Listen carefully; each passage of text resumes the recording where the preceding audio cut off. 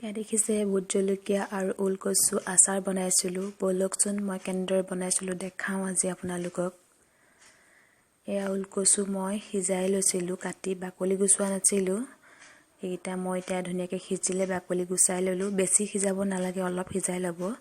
এইখিনি এতিয়া টুকুৰা টুকুৰ কৰি কাটি ল'ম।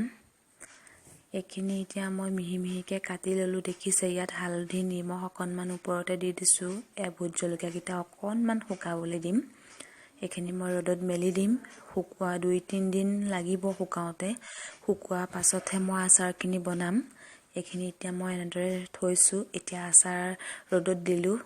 দিয়া 2 দিনৰ পিছত এয়া দেখিছে ওলকচুখিনি ক'লা নিচিনা হৈ গৈছে শুকাইছে কাৰণে। দেখাত বেয়া লাগে কিন্তু খাবলৈ বহুতেই টেষ্টি হয়।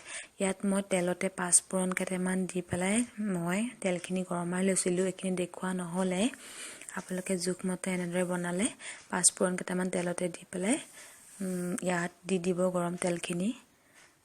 ইয়াত মই বেলেগ অইন বেছি মছলা নিদিওঁ। এইখিনি ইয়াত মই দিম এতিয়া। ধুনীয়াকৈ এইখিনি মই 5 ফোৰণকেইটা উলিয়াই ল'লোঁ। দেখিছে ইয়াত তেলখিনিৰ লগতে একে মিলাই দি লৈছোঁ। ইয়াত মই এতিয়া দিম জিৰা পাউডাৰ অকণমান। জিৰা পাউডাৰ এয়া তীখা লাল অকণমানো দিছোঁ কালাৰটো হ'বৰ কাৰণে। এইখিনি এতিয়া মিলাই দিম ভালদৰে। অকণ মোৰ ওলকচুখিনি বেছিয়ে সিজিলে অলপ তেলত দি থ'লে কোমল হ'বগৈ, হ'লেও অকণ কোমল থাকোঁতে আপোনালোকে বনাব।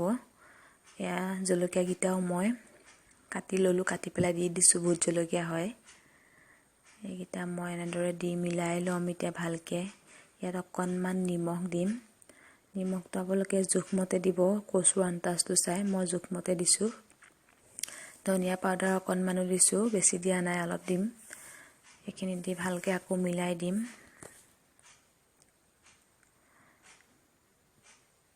এইখিনি আকৌ 2-3 দিন বটলত চিচাৰৰ বটল এটাত ভৰাই পেলাই ৰ'দত দিব।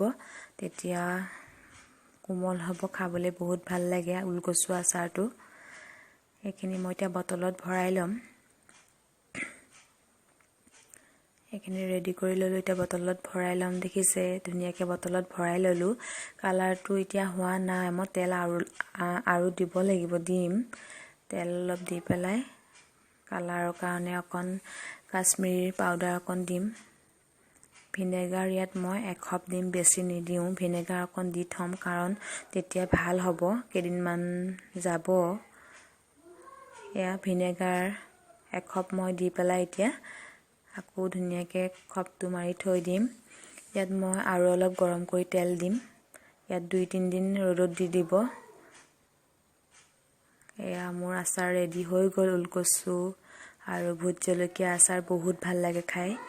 মই বহুতেই ভাল পাওঁ খাই পেলাই। আপোনালোকে যদি আজিলৈকে বনাই খোৱা নাই খাবচোন, বহুত টেষ্টি হয়।